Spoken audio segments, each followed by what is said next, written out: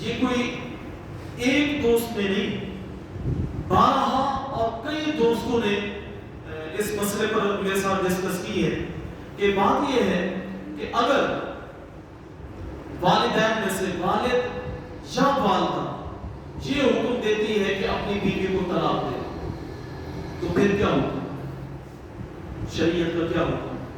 اس پر جو ہے نا، جو لوگ اس بات کے قائل ہیں کہ اگر والدین یہ حکم دے اپنی اولاد کو کہ اپنی بیوی کو طلاق دے دو، تو وہ دلیل پیش کرتے ہیں کہ دیکھیں حضرت ابراہیم علیہ السلام جب حضرت اسماعیل علیہ السلام کو ملنے کے لیے ان کے گھر تشریف لائے اور آگے حضرت اسماعیل علیہ السلام اس وقت موجود نہیں تھے، وہ شکار پہ چلے گئے، شکار پہ گئے ہوئے تھے، تو بیوی آئی تو حضرت ابراہیم نے حضرت اسماعیل کی بیوی سے پوچھا کہ گزر بسر کیسا ہو رہا ہے؟ تو بیوی نے کہا کوئی حال نہیں، کبھی شکار ملتا ہے کبھی نہیں ملتا، ٹھیک ہے نا، حالات بڑے درد ہیں، بڑی مشکل سے گزر بسر ہو رہا ہے، تو حالات بڑے عجیب و غریب ہیں۔ تو پھر حضرت ابراہیم علیہ السلام نے ارشاد فرمایا اچھا جب اسماعیل آئے انہیں کہنا کہ تیرے گھر کی جو چوکھٹ ہے وہ نامناسب ہے، اس کو بدل۔ حضرت ابراہیم چلے، اور یہ بخاری کی روایت ہے، جب حضرت اسماعیل علیہ السلام آئے نا، انہوں نے آتے ہی پوچھا لگتا ہے ہمارے گھر کوئی بندہ آیا تھا۔ اس پر علماء کرام گفتگو کرتے ہیں کہ جب اللہ کا ولی اور وہ بھی اللہ کا خلیل حضرت ابراہیم، تو پھر تو یہ ہونا ہی ہے کہ علماء کرام فرماتے ہیں کہ بعض اوقات ایسے ہوتے ہیں کہ اللہ کا ولی کسی مقام پر جائے تو وہاں کی فضا معطر ہو جاتی ہے۔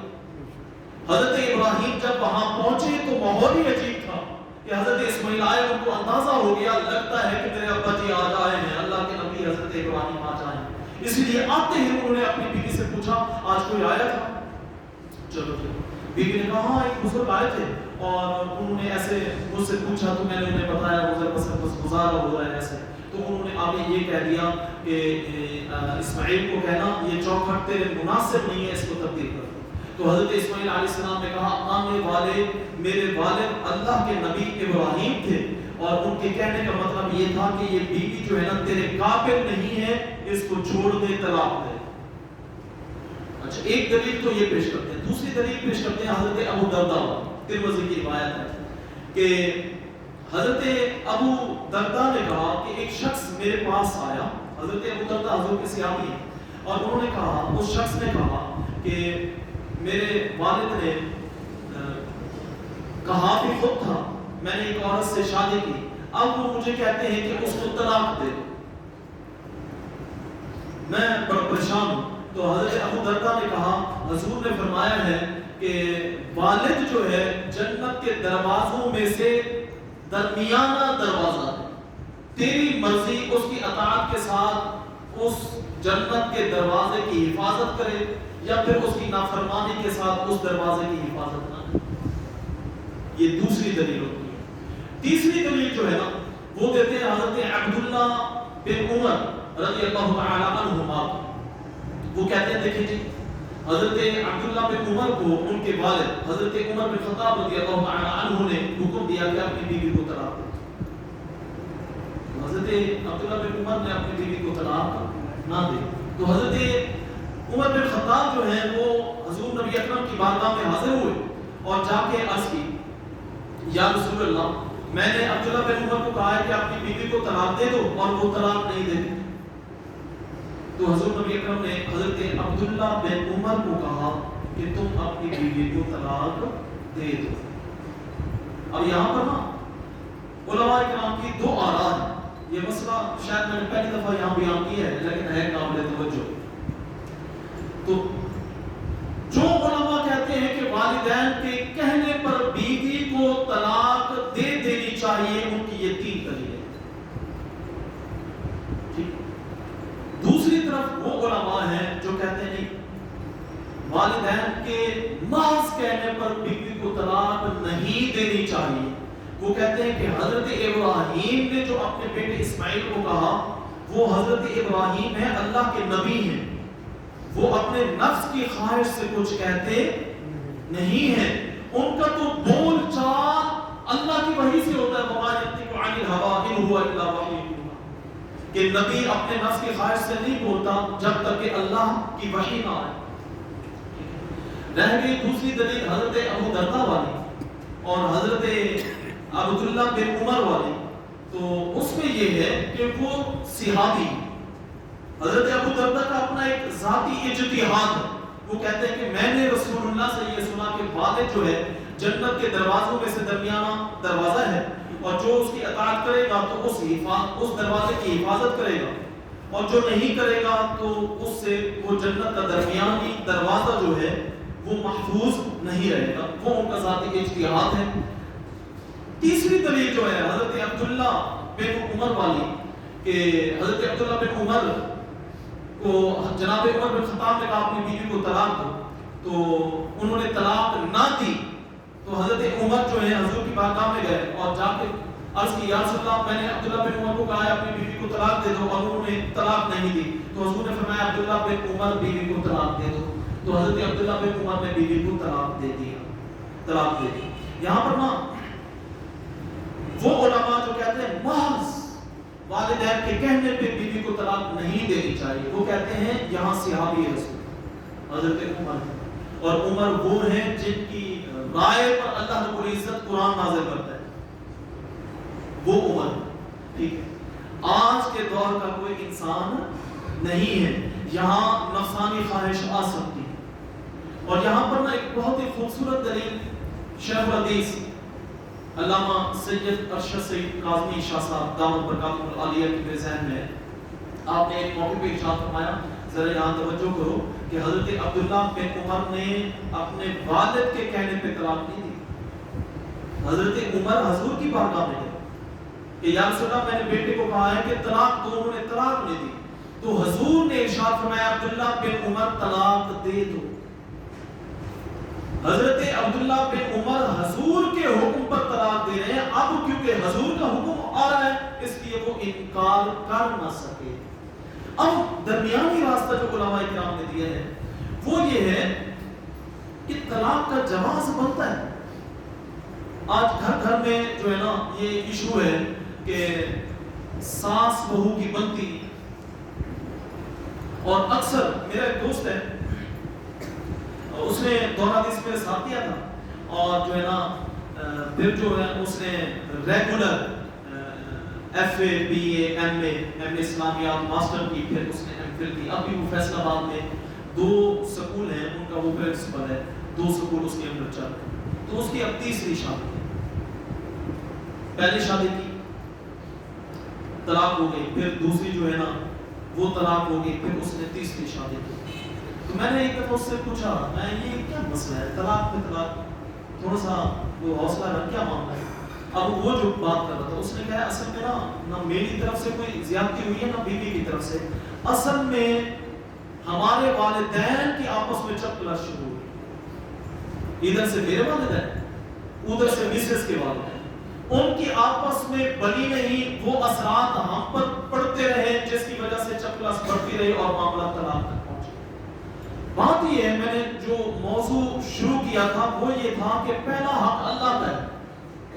ایسے تو نہیں ہے کہ ہم کسی کے ساتھ, اللہ فرماتا ہے وعاشرهن بالمعروف, اپنی عورتوں کے ساتھ اچھے طریقے سے گزر بسر کرو, اور ہم ان کو بلا وجہ جو ہے کسی غلط بات پہ مجبور کریں کہ اپنی بیوی کو طلاق دے دو.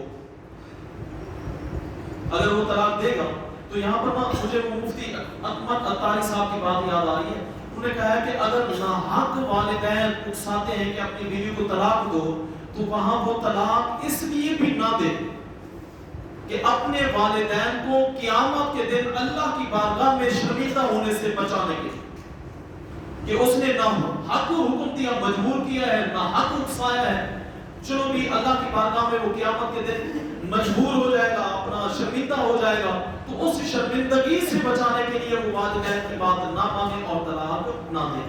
ہاں اگر عذر معقول ہے, گھر میں جو ہے نا فساد ہے, بیوی کی وجہ سے گھر میں ڈپریشن ہے, اور معاملہ جو ہے ایسا بن گیا ہے کہ پورا گھرانہ ہی پریشان ہو گیا ہے.